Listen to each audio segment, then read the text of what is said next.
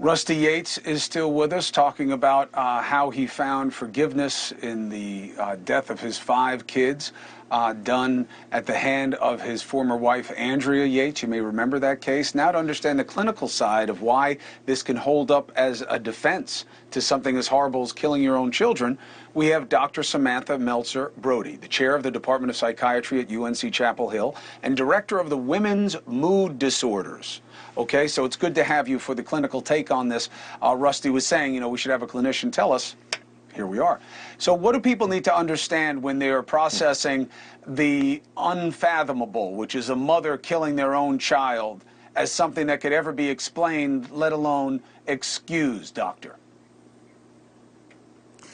Well, it's one of those things. Postpartum psychosis is one of those things that is horrifying, with devastating consequences, as we've seen here. And I think the most important thing to realize is that no mother would ever want to go through this. No family would ever want to go through this. And it's really out of their control when they have psychotic thoughts and have a break from reality, and you end up having these kinds of terrible things happen. So there's this tension among the rest of us, you know, the uninitiated, the people who haven't had to live through it, that we can't get past the bad into pure sickness. Like I know, Rusty, you said many times over the years, Andrea never acted crazy. I know we don't like that word anymore, but it's still used all the time. That she didn't have these, you know, wildly erratic behaviors that made her seem violent. Is that accurate? Yeah, I mean, I had my own understanding of what psychosis was. You know, if she had claimed to be Jesus or run naked down the street or something like that, I'd be like, hey, there's a problem, you know. But she was just quiet and you know, very, very quiet.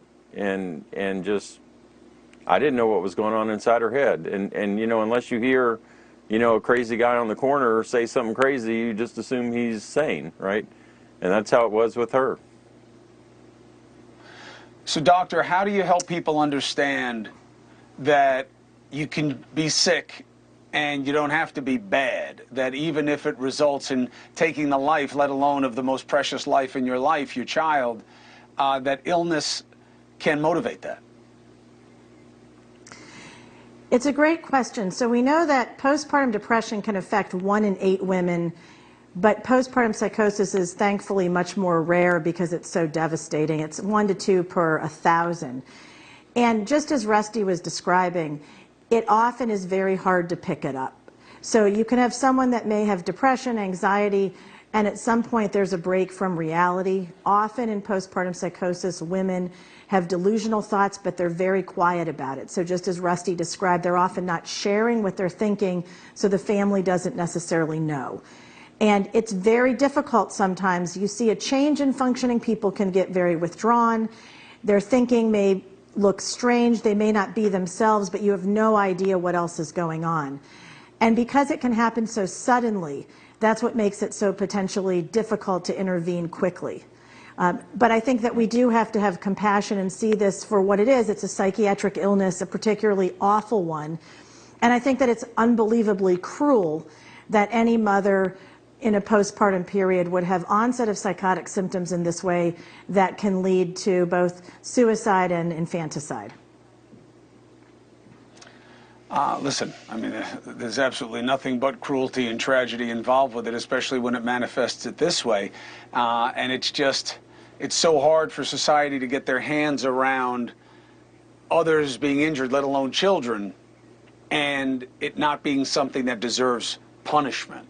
We're in a very slow point of progress in this society, as much as many people are trying to get us to understand mental illness as something more than just crazy, for the use of another word. Hey, thank you for watching. Please go to newsnationnow.com, newsnationnow.com, and you can find NewsNation on your television provider. And don't forget to click the red subscribe button down below. Then you will get more of NewsNation's fact-driven coverage.